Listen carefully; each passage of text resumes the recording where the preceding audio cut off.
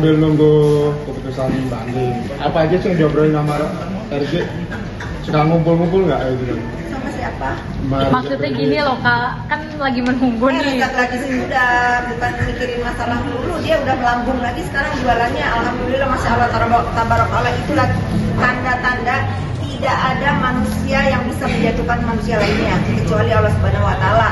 Di mana orang akan jahat menjatuhkan manusia lainnya, maka dialah yang akan terjatuh. Ya, Gue mau bersaksi ya, gue sebagai teman dekat Kak Fitri, yang Kak Fitri selalu apa adanya, terbuka, dia bilang iya, tidak bilang iya, tidak bilang tidak. bilang tidak. Ya.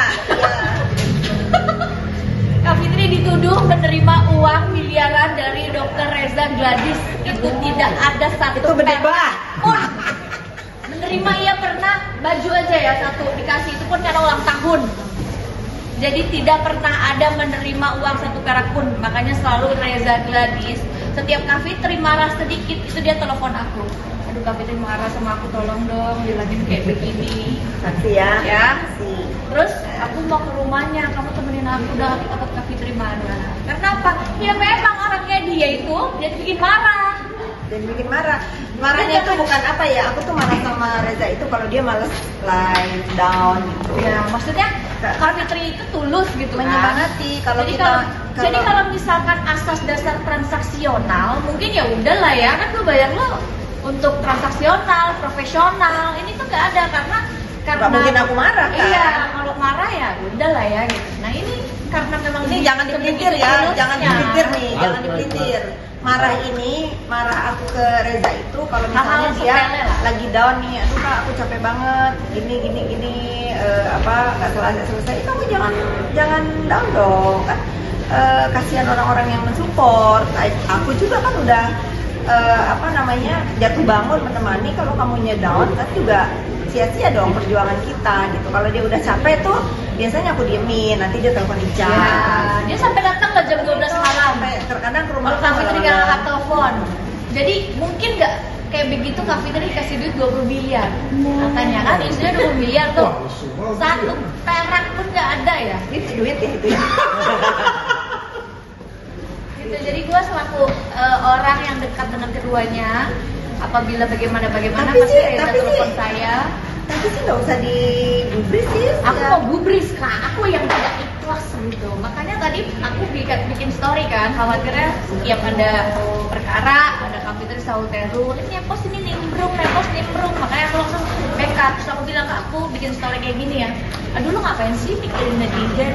Ya aku sih nggak apa-apa, cuma kan karena aku baca komenan kakak seolah-olah kakak nimbrung, ya aku nggak mau karena kakak bantu aku, terus kakak seolah-olah nimbrung di perkara aku gitu, padahal aku yang minta. Makanya aku memposting screenshot chat yang aku minta tolong ke Fitri. Tapi kalau aku nggak diajak nimbrung di masalah kamu, aku pasti nimbrungin diri sih. Itu kalau ada orang-orang di dekat aku yang misalnya kena masalah nggak diajak pun pasti aku ikutan. Ada apa ini? Terserah kalian mau suka nggak suka, terserah. Pokoknya aku nimbrung aja. Bu, dari dulu sampai pada akhirnya hari ini, detik ini, pada akhirnya melihat gak sih bahwa memang Tuhan memberikan jalan bahwa pada circle-nya masing-masing, dengan kapasitas masing-masing, dengan keluasan hati masing-masing. Gini ya, kalau aku tuh tidak percaya dengan urusan circle ya, karena circle itu akan ada tipu daya juga. Tidak semua, oh ini kelihatannya circle-nya baik nih, ternyata setelah masuk kita juga circle itu baik, atau sebaliknya, oh circle ini circle toxic nih, belum tentu gitu loh. Aku tuh lebih kepada kalau misalnya ada circle toxic atau apapun lah itu namanya, kalau misalnya ada orang jahat nih, kalau aku nggak masuk ke dalamnya, siapa yang mau ngasih tahu kalau dia ini salah gitu, kalau ini tuh jahat gitu. Nah tapi kan sekarang orang-orang itu tidak mau loh memilih posisi hidup seperti saya, masuk ke dalam sesuatu masalah yang kira-kira saya bisa kasih tahu nih, oh ini salah loh, kalau bener ini kita benerin, kalau salah ya dibenerin gitu loh. Jadi saya tuh geli banget kalau ada ngomong, males sama dia, circle-nya toksik, padahal yang ngomong yang toksik kan gitu. Atau gini ya, atau membenarkan bahwa pada akhirnya ya Tuhan menemukan orang-orang ya di tempatnya masing-masing dengan ya kan ada bahasa gini. Kalian sudah dicontohkan bagaimana saya ini diam saja, bagaimana ada seseorang mengatakan, Lagi keganggu. Kalian tuh udah mencontohkan jangan sampai jangan jangan percaya dengan persirkel-sirkelan gitu ya, karena beberapa saat lalu kan aku udah dibilangin nih, aku semenjak tidak berkawan dengan dia, hidup aku jadi baik-baik aja, kan aku yang disuruh dia.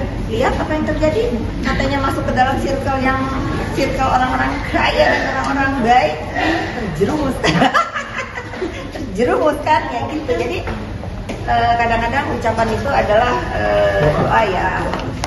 Semakin dia berbohong, semakin orang berbohong, semakin kalian berbohong,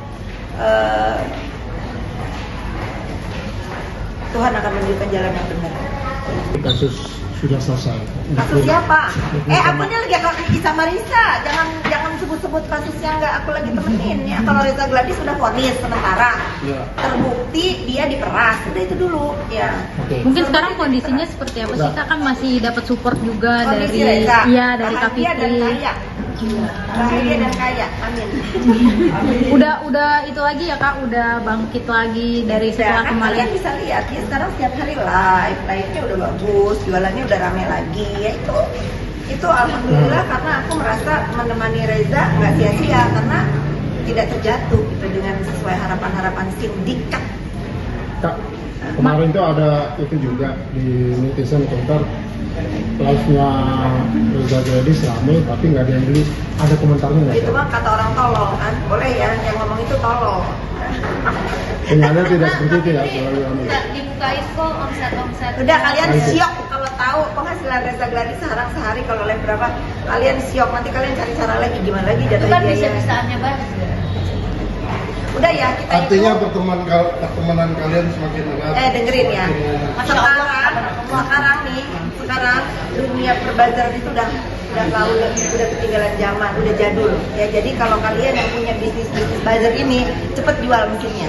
Karena udah masanya udah hilang. Masanya sekarang balik lagi ke kalian ini media. Gitu. Kalian harus berjuang juga untuk apa? Jangan kayak TV. TV udah nggak ada yang nonton nih. Ya, nanti media online jangan sampai kalah sama buzzer-buzzer ini, karena netizen ngeliatinnya apa? Komentar buruk, komentar buruk, terus influencer ngaco, akun-akun sosmed yang onar-onar. Jangan sampai nasib kalian ini kayak televisi, nggak ada yang lihat. Jadi ini tugas kalian semua para media online ini untuk apa? Untuk menyuarakan jangan dinormalisasi perbuatan-perbuatan apa? Bullying, perbazeran. Nah, ini karena apa? Kalau kalian menormalisasi itu, kalian menghancurkan mata pencarian kalian sendiri, menurut aku. Benar nggak? Nah, sekarang males nonton dari mana?